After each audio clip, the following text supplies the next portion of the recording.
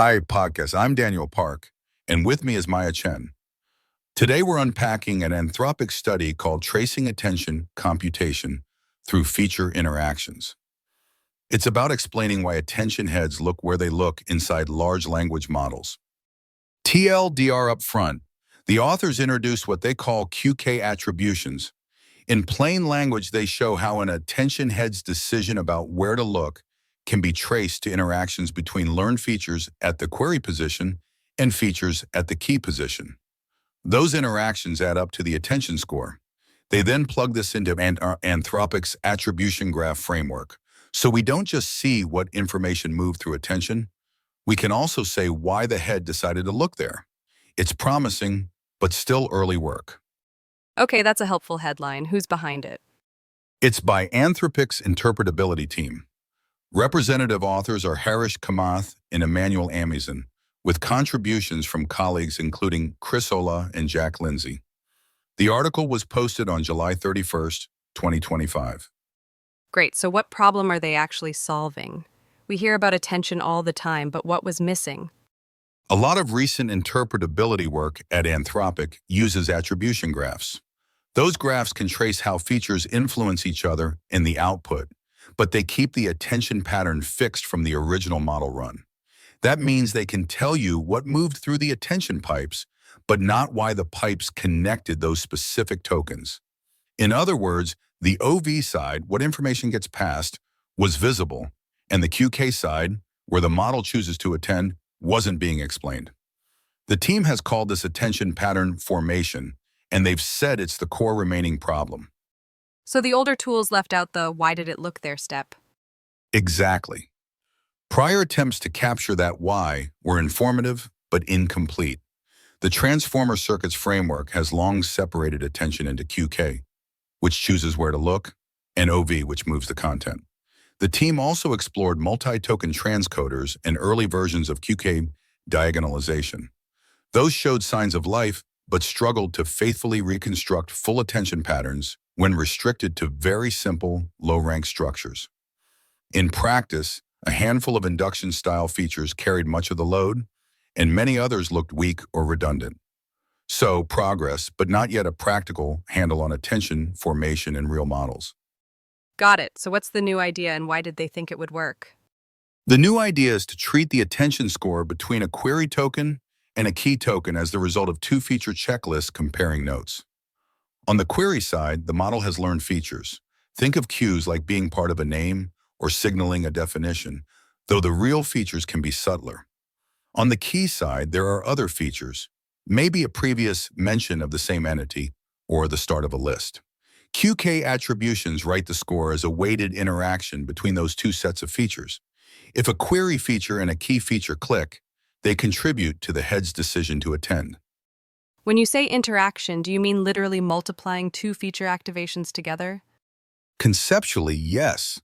The structure is bilinear. One number from the query feature, one from the key feature, multiplied and then weighted. Add up many of these pairs and you approximate the head's raw attention score before the softmax. It matches how attention is computed, but now it's expressed in terms of learned features instead of raw token vectors. And because Anthropic already has a pipeline for extracting features with sparse autoencoders and transcoders, these explanations can be written in the same feature language their graphs already use. So instead of the head attended to token 12, they can say the head attended because feature A on the query side interacted with feature B on the key side. Exactly. And that statement is per head and per position. Then they integrate those statements into the attribution graphs. Before, the graphs described how information flowed, assuming the attention pattern was fixed. Now they can add edges that say which heads steered the attention pattern and why. Nice. How did they test this? What did the experiments look like? At a high level, they fit for each attention head 3 pieces: a query side feature encoder, a key side feature encoder, and an interaction matrix that says how feature pairs combine to produce attention scores. They encourage sparsity so the explanations remain simple and interpretable. They try very simple low-rank versions and richer versions, trading off faithfulness against simplicity. Then they compare the reconstructed attention patterns to the model's actual patterns and check whether the most important feature pair interactions line up with behavior we can recognize. Finally, they plug those interactions into attribution graphs and look at whether the graphs now tell a more complete story about a prompt. Can you give me a plain example of the kind of story this enables? Imagine a head that helps track references in a sentence. With QK attributions, you might see that the query side has a feature for currently resolving a person's name, and the key side lights up a previous name feature 2 tokens back. The interaction between those two features explains why the head attends to the earlier surname. That's clearer than a heat map alone. What did they actually find overall? First, they can attribute a meaningful portion of attention formation to specific feature-feature interactions. That gives concrete, human-readable reasons for many attention decisions. Second, when they add these QK explanations back into attribution graphs, the graphs become more specific about why an edge is present. Instead of saying a feature influenced another through attention, they can say a particular head-routed attention because a query feature interacted with a key feature. Third, it fits their broader goal. To really explain attention, we have to understand QK and OV together. This method is a step toward that unified view. And the caveats? There are a few. One is faithfulness and coverage. Even with QK attributions, we're still building a replacement description of the model's behavior, and the team treats that as a hypothesis that needs testing.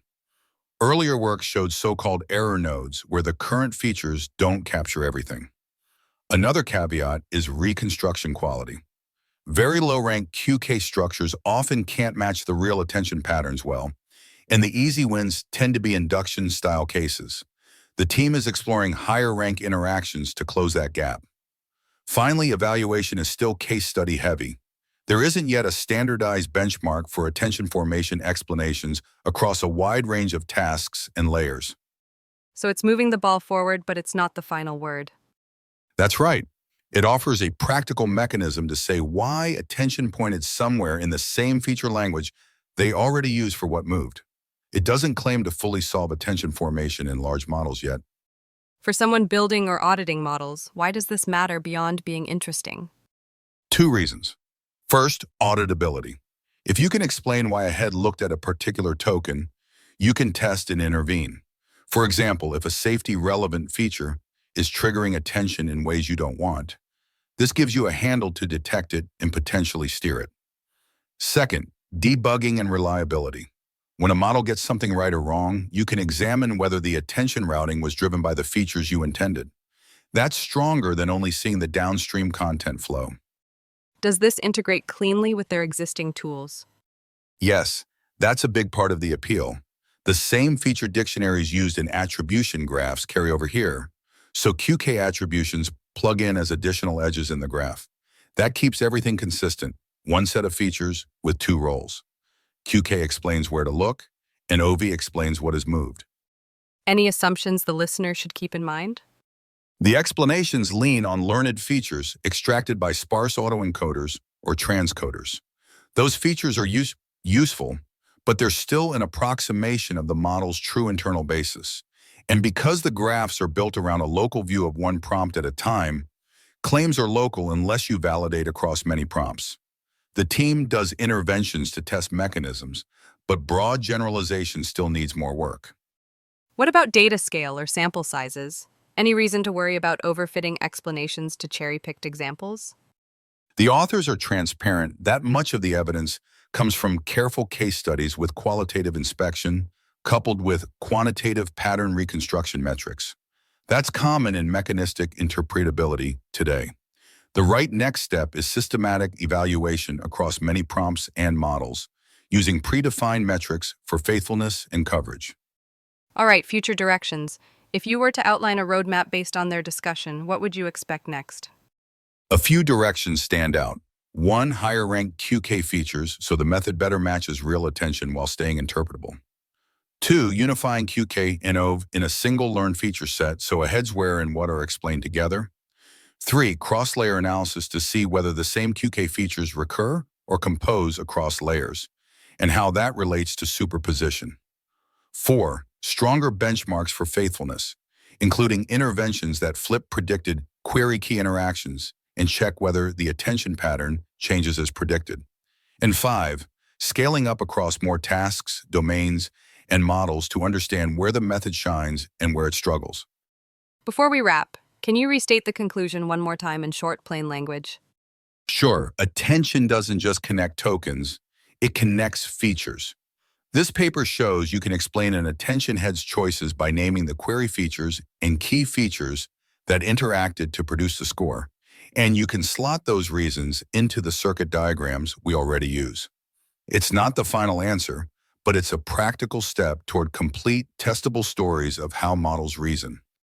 Thanks, Daniel. That was clear and helpful. Thanks, Maya. That's it for today's AI podcast. If you found this useful, share it with a colleague who cares about how these systems work. Until next time.